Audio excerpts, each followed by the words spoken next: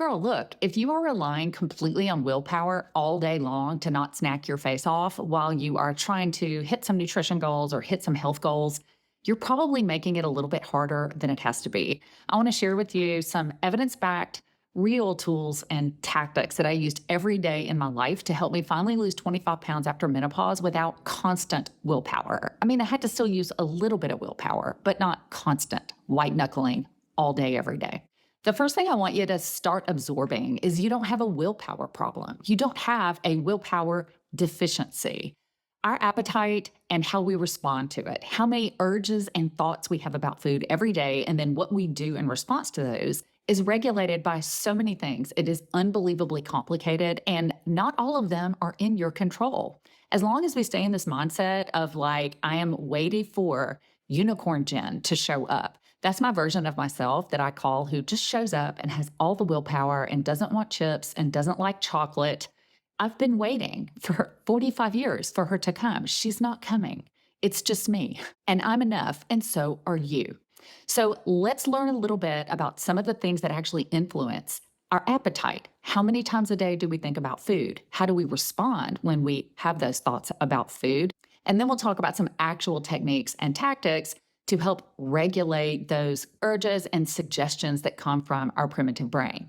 This is a very primitive part of our brain that seeks pleasure, avoids pain, and conserves energy. So this part of our brain really served humans well back in prehistoric times. And I just jokingly think of that as like Bam Bam the cave woman. So when I was Bam Bam the cave woman in prehistory, I needed to seek pleasure and avoid pain and conserve energy because I did not have a grocery store. I needed to be driven to go find food, right? To go find a mate. But in today's world, this primitive brain does not always serve us all that well. So primitive brain is actually driving us to eat, and specifically to eat foods that bring us pleasure. And she does that by using a lot of different hormones as signaling methods inside of our body. So you might have heard of hormones like insulin and GLP-1 and leptin and ghrelin. And these are just a few of the hormones that are part of this huge thing that regulates our appetite. It's so complex.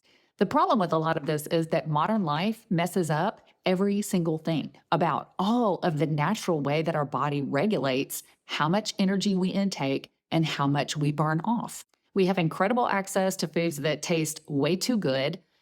And sadly, most of the foods that are really, really affordable actually taste better and have less nutrition and contribute more readily to weight and health problems. And the thing about those highly processed, hyper-palatable foods that taste so good is that they usually have a ton of calories in a little space. And so you're sitting there zoned out on the couch, watching another episode, eating one more handful because it just tastes so good. And before you know it, you've consumed 1,000 extra calories without meaning to.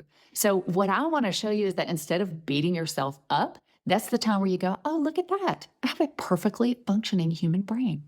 Okay, so what do we do about it? We protect the primitive brain. I almost think of my primitive brain like a young child who just wants what they want, right? Like she wants the stuff that tastes good. She wants the cake for dinner. She doesn't want to do her homework or practice piano or whatever.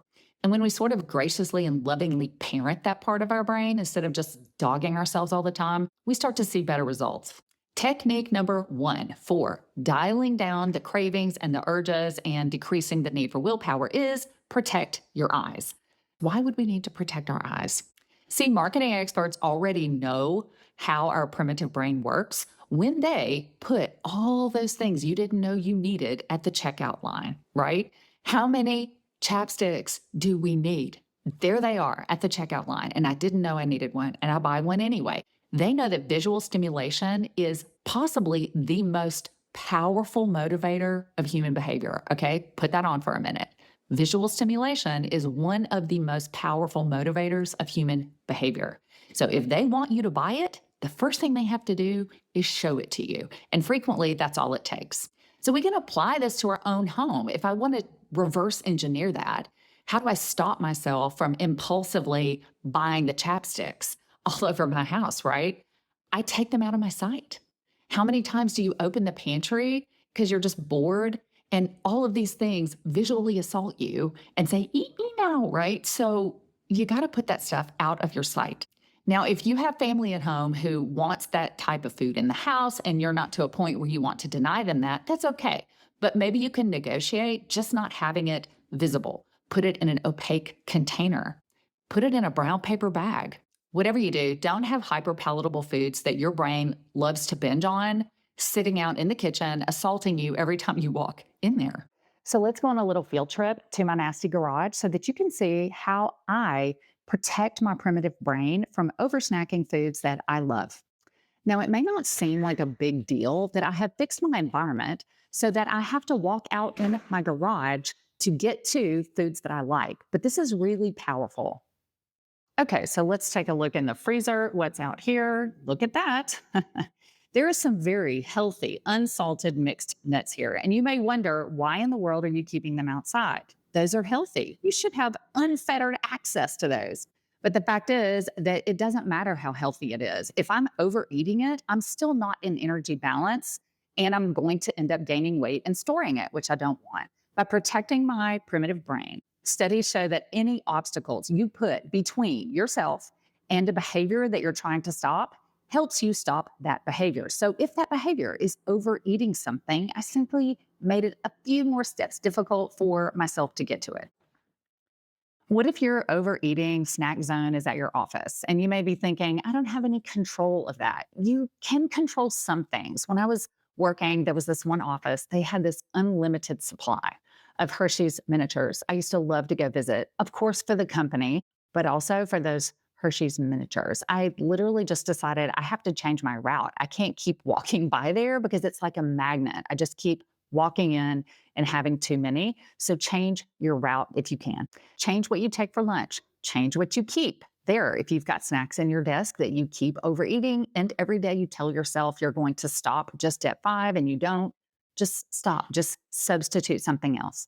Another technique is to just stop going in the grocery store so much. I think since I've really committed to doing a lot more grocery delivery and a lot more pickup and a lot less going into the store and meandering around, I know that I do less impulse buying because, again, going back to marketing experts, we see and we want, right? And then we purchase. And once it's in the house, then you have to use willpower every day instead of just that one time at the store. So decreasing the needed willpower by even just not going in the store so much can also be really powerful. Next tactic is digital grazing. So if you have a lot on your feed of food feeds and snacks and desserts, or you love to watch food shows, which I do too, but I definitely found that the more I watched British baking show, the more overeating pastries sounded like a really good idea. Consider cleaning up your feed. Stop having so many images constantly in front of you because remember, one of the most powerful triggers of human behavior is visual stimuli. So, other than protecting your eyes, remember I told you that we have signaling chemicals called hormones in our body that really do regulate how much we think about food, when we feel full, and when we stop. We can optimize those onboard signals and help them work as well as they can. And I know you've heard this before, so it's going to sound boring, but it's true. Slow the heck down. Slow down. It takes about 20 minutes for our stomach to signal our brain that it is stretched and full. And eating foods that require more work can slow us down and help those signals hit the brain and tell you, hey, girl, stop eating. Another tactic is to make sure that as part of every meal, you have some food that takes some effort. Okay, let me explain that. When we take time to chew on foods that require a lot of chewing, and this is frequently things that are full of fiber and water like fruits or vegetables, number one, it takes more time for us to get that down than it does to say slurp down, a few pudding cups. But also the fiber in the food is a stretch component and an appetite regulator. Of course, high fiber diets are linked to all sorts of health benefits, but one of those is appetite regulation, metabolic health, and a healthier body weight. Not only do fruits and vegetables take more time and more effort to eat to signal your brain and tell you it's time to stop eating, they also tend to have a much lower calorie density. So if you think about calorie density, it's like how many calories are crammed into this little small amount of food. Highly processed foods can get a lot of calories into a really small amount that doesn't give you any stretch and might be really easy to suck down without me chewing and get it down quickly. And then you've eaten a ton of calories before you even realize what you've done. So, just another reason to obviously eat fruits and vegetables. Speaking of fiber, a fiber supplement every day might be good for you. Now, look, this ain't your doctor's office, okay? So I'm not giving you personal advice. Be sure and check with your healthcare team. But studies do show that a psyllium husk fiber supplement daily helps regulate appetite, resulting in weight loss, helps regulate blood cholesterol, and helps regulate blood glucose control. So check with your people, it might be right for you. Okay, next hack, emphasize lean protein. I do believe it's possible for protein to be overhyped and kind of like reach this level of obsession. But I can tell you that when I really started thinking of strategically using lean protein as an appetite control tool, it worked. I did find myself more satisfied after meals. Shooting for anywhere between 20 and 30 grams of protein per meal appears to be sort of a benchmark for helping with fullness and satisfaction after the meal is over. Now, one thing that always worries me when you tell people think about protein, they seem to kind of run to the meat and cheese aisle. And while I don't necessarily think that you can never have those items, thinking of them as your sole source of protein often comes with a lot of saturated fat and other things that you may not want, like lack of fiber. So, think about putting together a meal that's full of a mixture of protein types. So, if you're going to have some meat, make it lean meat and have maybe some egg whites with it, and some beans and legumes, and some nuts and seeds, and kind of build a bowl that has several sources of lean protein for maximum health and satiety.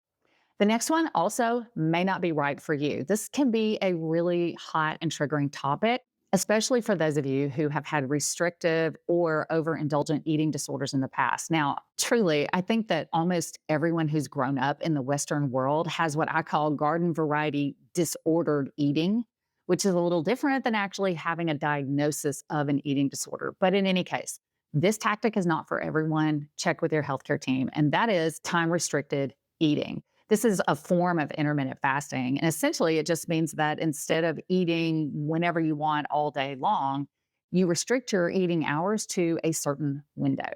The science really shows that a minimum restriction of 12 hours should be the starting point. So you should be not eating for 12 hours out of every 24 and only having food during 12 hours. But ongoing studies have really shown in the past few years that there might be some benefit to shortening that eating window even more. Now, this is a really individualized thing. There are people for whom trying to restrict their eating to a certain window literally just drives them crazy, makes them think more of food, makes them feel restricted, and again, can really facilitate some eating disorders. So, again, use discretion here. But for some of us, me included, I found that the less times I belly up to a plate every day, the easier it is for me to control my overall energy consumption. I decided to have my eating window be from noon to 8 p.m. every day. I found that by skipping breakfast, I wasn't hungry anyway. I think I was just kind of eating out of habit. And what many people find is that overall, that extra fasting period sort of results in this lower desire and lower emotional attachment for food. The other reason that I was really committed to trying it out over a year ago was that my lab work indicated that I had some early insulin resistance. Insulin resistance is kind of like a pre diabetes condition. And some studies indicate that, man, like almost all Americans have some form of metabolic dysfunction. And if we all just ate like we have insulin resistance, it would probably improve all of our health. Anyway, studies show that restricting your feeding to a certain window and allowing a longer fasting window out of a 24-hour period actually helps your insulin resistance, even if you don't lose any weight. So that was something I was willing to try. It also has been shown to decrease calorie intake overall for a lot of people. And that's what was true for me. What about exercise? Should exercise be part of a weight loss program? Well, I mean, yes and no. It depends. Exercise is usually an appetite stimulant, but this is absolutely no reason to avoid it. But if you make absolutely no dietary changes and you just start exercising, you kind of expect that you're going to lose a lot of weight, but statistically, that's really not what we see. I remember a few years ago, I lost my mind and signed up for a half marathon. And during the training, I was running so much. I was really proud of myself and enjoyed it. But I thought that I was going to lose weight. And I literally gained weight during that time. I was hungry, but I was very healthy. So, how do you balance the two if you've been told that you need to lose weight? but you know that it stimulates your appetite.